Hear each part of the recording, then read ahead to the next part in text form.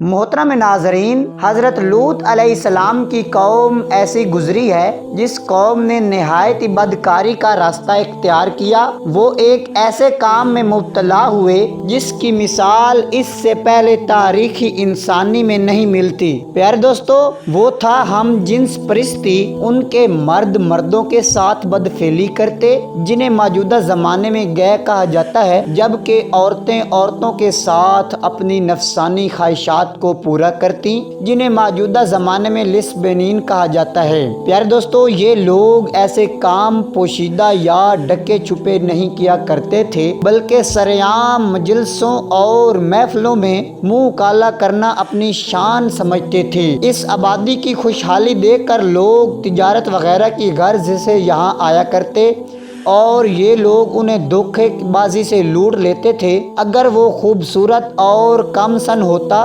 تو اس سے بدفعلی کا بھی ارتکاب کرتے تھے۔ پیارے دوستو، یہ قوم تھی حضرت لوط علیہ السلام کی قوم، جسے قوم سدوم کے نام سے بھی یاد کیا جاتا ہے۔ اس قوم کے گناہ اتنے بڑے تھے کہ اللہ تبارک و تعالی نے اس بستی کا نام و نشان تک اس دنیا سے مٹا دیا۔ پیارے دوستو، حضرت لوط علیہ السلام حضرت ابراہیم علیہ السلام کے بھتیجے تھے۔ جب حضرت ابراہیم علیہ السلام اپنی بیوی حضرت سارہ کے ساتھ مصر پہنچے تو حضرت لوط علیہ السلام بھی آپ کے ساتھ مصر کے فرعون نے آپ دونوں کو بے تحاشا تحفوں اور مویشیوں کے ریوڑ سے نوازا۔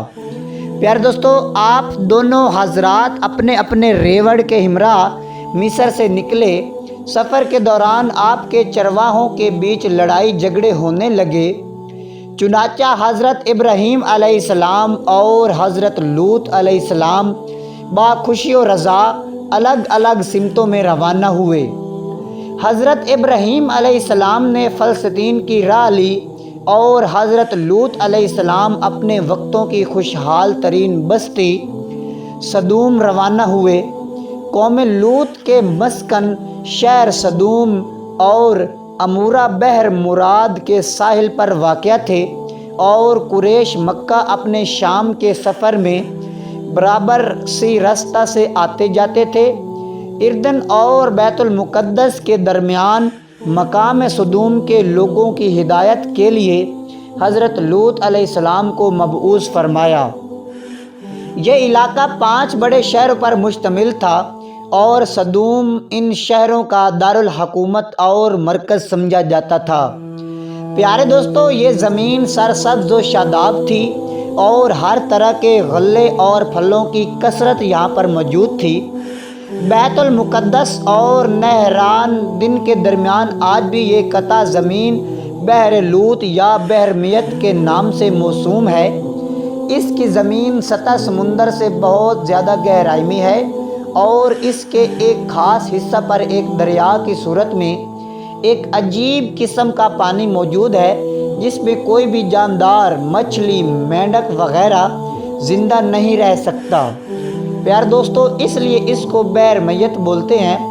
یہی مقام سدوم کا بتلایا جاتا ہے۔ آپ نے یہیں رہائش اختیار کی اور یہاں کے بگڑے ہوئے لوگوں کو دین کی تبلیغ شروع کی۔ تو پیارے دوستو، آپ انہیں سمجھاتے تھے کہ تم جس ذلیل عمر کے مرتکب ہوتے ہو وہ تم سے پہلے دنیا کی کسی قوم نے نہیں کیا۔ اب بھی وقت ہے کہ خدا کے بتائے ہوئے احکامات پر عمل کر دو۔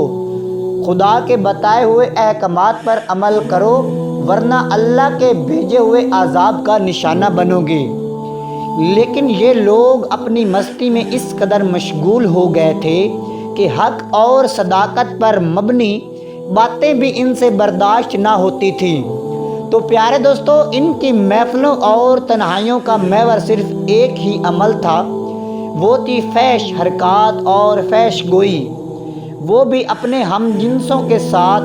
جب یہاں کے مردوں نے عورتوں سے تسکین حاصل کرنا چھوڑ دیا تو جواباً یہاں کی عورتیں بھی اپنی نفسانی خواہشات عورتوں ہی کے ذریعے پوری کرنے لگیں۔ پیارے دوستو، حضرت لوط علیہ السلام کی تبلیغ کے جواب میں ڈٹائی سے کہا کرتے تھے کہ ہاں، ہم برے لوگ ہیں اور بدفعلی کرتے ہیں، لیکن تم تو پاک ہو، تمہارا اس بستی میں کیا کام؟ اور اگر تو سچا ہے تو وہ عذاب لا کر دکھا جس سے تو دن رات ہمیں ڈرایا کرتا ہے۔ حضرت لوط علیہ السلام کی بیوی محض مورخین اس کا نام وائلہ بتاتے ہیں۔ یہ بظاہر تو لوط علیہ السلام کی بیوی تھی، لیکن اندرونی طور پر اس قوم سودوم کی ہم خیال تھی۔ اس سے بڑی بد نصیبی کیا ہوگی کہ اللہ تبارک و تعالیٰ کے ایک جلیل القدر پیغمبر کے ساتھ سالوں زندگی بسر کرنے کے باوجود اس عورت کو ایمان کی دولت نصیب نہ ہوئی۔ پیارے دوستو، جب اس قوم کے گناہ اپنے عروج پر پہنچ گئے اور بہتری کی کوئی صورت نظر نہ آنے لگی تو اللہ تعالیٰ نے 2 فرشتے ان پر عذاب کی غرض سے بھیجے، جو سب سے پہلے حضرت ابراہیم علیہ السلام کے پاس پہنچے۔ یہاں آپ علیہ السلام کو اولاد کی خوشخبری دی اور بتایا کہ ہم وادی سودوم کو نیست و نابود کی غرض سے یہاں آئے ہیں۔ جب یہ فرشتے خوبصورت نوجوان لڑکوں کے روپ میں سودوم کے شہر پہنچے تو ان کی ملاقات حضرت لوط علیہ السلام سے ہوئی۔ یہ قوم بد اخلاقی کی تمام حدود پار کر چکی تھی۔ جب کوئی مسافر یہاں آتا تو یہ سب مل کر اسے گھیر لیتے اور کھلے عام بدفعلی کا مطالبہ کرتے۔ اس لیے حضرت لوط علیہ السلام نے انہیں باہر ٹھہرنے سے منع کیا اور اپنے گھر میں لے آئے، ان کے لیے کھانے پینے کا انتظام کیا اور انہیں سمجھانے کی کوشش کی کہ یہ بستی مسافروں کے لیے کتنی بہت زیادہ خطرناک ہے۔ لیکن آپ علیہ السلام کی بیوی وہ اپنی قوم سے ملی ہوئی تھی، اپنے گھر آنے والے ان مہمانوں کی خبر اپنی قوم کے لوگوں کو دے آئی۔ تو پیارے دوستو، یوں اس مکان کو چاروں طرف سے سودوم کے لوگوں نے گھیر لیا۔ وہ آپ سے ان مہمانوں کا مطالبہ کرنے لگے۔ یہ دیکھ کر آپ بہت پریشان اور رنجیدہ ہوئے۔ اس پریشانی سے نکلنے کی کوئی صورت نظر نہ آتی تھی۔ تب ان فرشتوں نے آپ پر اپنی حقیقت واضح کر دی کہ ہم اللہ تبارک و تعالیٰ کے بھیجے ہوئے فرشتے ہیں اور اس قوم کو اللہ کے حکم سے نیست و نابود کرنے کے لیے آئے ہیں۔ آپ اپنے اہل و عیال کے ساتھ اس بستی سے چلے جائیں، صبح تک یہ بستی فنا ہو جائے گی۔ تو پیارے دوستو، ان فرشتوں نے وہاں موجود تمام کافروں کو اندھا کر دیا اور حضرت لوط علیہ السلام اپنے اہل و عیال کے ساتھ بستی سے روانہ ہوئے۔ پھر ان فرشتوں نے اس بستی کو زمین سے اکھاڑ کر دیا اور ان پر پتھروں کی بارش کی۔ یہ تھا اللہ کا عذاب ان پر جو وہ بدفعلی کا کام کرتے تھے۔ تو پیارے دوستو، حضرت لوط علیہ السلام اس بستی کی حدود سے نکل چکے تھے، مگر آپ علیہ السلام کی بیوی جو دراصل ان کافروں کے ساتھ تھی، وہ مڑ مڑ کر اپنی قوم کا یہ حال دیکھتی اور کہتی، ہائے میری قوم، ہائے میری قوم۔ چنانچہ وہ بھی ان کنکروں کی بارش کا شکار ہوئی اور اللہ تبارک و تعالیٰ نے اس عورت کو آنے والی نسلوں کے لیے نشان عبرت بنا دیا۔ اس عورت کی لاش آج بھی پتھروں کے اس فصل کے درمیان موجود ہے جسے کہ نام سے جانا جاتا ہے، اور یہ سودوم کے پہاڑوں میں عورت آج بھی اپنی قوم کے درمیان دنیا کو سرکشی اور بے رحمی کے انجام سے آگاہ کر رہی ہے۔ تو پیارے دوستو، اللہ تبارک و تعالیٰ نے اس گناہ گار عورت کا تذکرہ قرآن مجید میں کل 9 مرتبہ بیان فرمایا ہے، اور بے شک حضرت لوط علیہ السلام بھی رسولوں میں سے تھے، جبکہ ہم نے اس کو اور اس کے سب گھر والوں کو نجات دی، مگر ایک بڑھیا کو جو عذاب پانے والوں میں رہ گئی، پھر ہم نے دوسروں کو ہلاک کر دیا۔ اور بے شک تم ان کے پاس سے صبح کے وقت گزرتے ہو اور رات میں بھی، پس کیا تم عقل نہیں رکھتے؟ اللہ تبارک و تعالیٰ کافروں کے لیے ایک مثال بیان کرتا ہے۔ حضرت نوح علیہ السلام اور حضرت لوط علیہ السلام کی بیوی کی وہ ہمارے 2 نیک بندوں کے نکاح میں تھی، پھر ان دونوں نے ان کی خیانت کی، سو وہ نبی اللہ کے غضب سے بچانے میں ان کے کچھ بھی کام نہ آئے، اور کہا جائے گا کہ دونوں دوزخ میں داخل ہونے والوں کے ساتھ داخل ہو جاؤ۔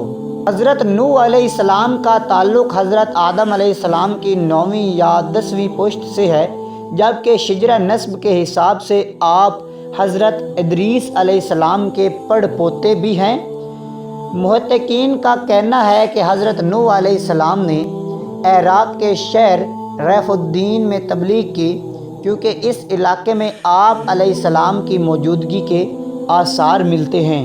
پیارے دوستو، جبکہ اس شہر کی تاریخ میں جس اصلاح پسند شخص کا ذکر ہے، ان کے احوال حضرت نوح علیہ السلام سے ملتے ہیں، اس طرح سے طوفان نوح کے آنے کے واقعے کی طرف پر یہی اس علاقے میں عذاب کے آثار بھی موجود ہیں۔ پیارے دوستو، اسی بنیاد پر مورخین نے ریف الدین کو حضرت نوح علیہ السلام کا مسکن قرار دیا۔ آپ علیہ السلام تقریباً 7000 سال پہلے عراق میں مبعوث ہوئے تھے۔ حضرت شیعت علیہ السلام کے بعد حضرت نوح علیہ السلام نے اپنی قوم کو سمجھانے کی بہت کوشش کی اور عرصہ دراز تک دعوت حق دیتے رہے، لیکن آپ کی قوم بھی ایمان نہ لائی۔ انہوں نے اپنے ہاتھوں سے بنائے ہوئے بتوں کی عبادت نہ چھوڑی اور اللہ تبارک و تعالیٰ کی طرف نہ لوٹے۔ حضرت نوح علیہ السلام نے قوم کے ان مشرکانہ کاموں پر ایسا صبر کیا، ان جیسا کسی نے صبر نہیں کیا۔ پیارے دوستو، 950 سال تک قوم کو تبلیغ کی، لیکن اس کے باوجود بھی قوم نہ مانی اور حق کا انکار کرتی رہی۔ ناظرین، جب حضرت نوح علیہ السلام کی قوم کے افراد نے اپنی زبان سے عذاب کو مانگنا شروع کیا تو آپ علیہ السلام نے اللہ تبارک و تعالیٰ سے دعا کی کہ اے الہی، روئے زمین پر کسی ایک کافر کو نہ چھوڑ۔ یہ دعا قبول ہوئی اور اللہ تعالیٰ نے آپ علیہ السلام کو اپنی نگرانی میں کشتی بنانے کا حکم دیا۔ قوم نے جب آپ کو اس نئے مشغلے میں دیکھا تو انہیں ایک شغل مل گیا۔ لوگ نوح علیہ السلام کا مذاق اڑانے لگے، کہنے لگے، اے نوح، یہ کیا ہو رہا ہے؟ تم بڑھئی کب سے بن گئے؟ اے نوح، یہ کشتی کہاں چلے گی؟ تیرا ہر کام عجیب ہے۔ کیا یہ کشتی ریت پر چلے گی یا پہاڑ پر چڑھے گی؟ حضرت نوح علیہ السلام یہ سب کچھ سنتے اور صبر کرتے۔ پھر ایک دن اللہ کا وعدہ آن پہنچا تو آسمان سے لگاتار بارش برسنے لگی، یہاں تک کہ آسمان چھنی بن گیا جو رہے پانی کو روک نہیں سکتی۔ پھر زمین سے پانی پھوٹ پڑا اور بہہ نکلا، یہاں تک کہ اس نے لوگوں کو ہر طرف سے گھیرے میں لے لیا۔ اللہ نے حضرت نوح علیہ السلام کی طرف وحی فرمائی، اپنے ساتھ ہر اس کو لے لو جو تیری قوم اور خاندان سے تیرے ساتھ ایمان لایا۔ پھر اللہ نے نوح علیہ السلام کی طرف وحی کی کہ اپنے ساتھ ہر جانور اور پرندے کا جوڑا بھی لے لیں، یعنی کہ نر مادہ، اس لیے کہ طوفان عام ہوگا، اس سے نہ کوئی انسان بچ سکے گا اور نہ کوئی جانور۔ حضرت نوح علیہ السلام نے اس طرح سے ہی کیا۔ آپ کے ہمراہ کشتی میں ہر وہ شخص تھا جو قوم سے آپ پر ایمان لایا تھا۔ پیارے دوستو، اس کے علاوہ ہر قسم کے جانور اور پرندے کا جوڑا بھی تھا۔ کشتی ان کو اپنے ہمراہ لے کر پہاڑ جیسی موج میں لے کر چل پڑی۔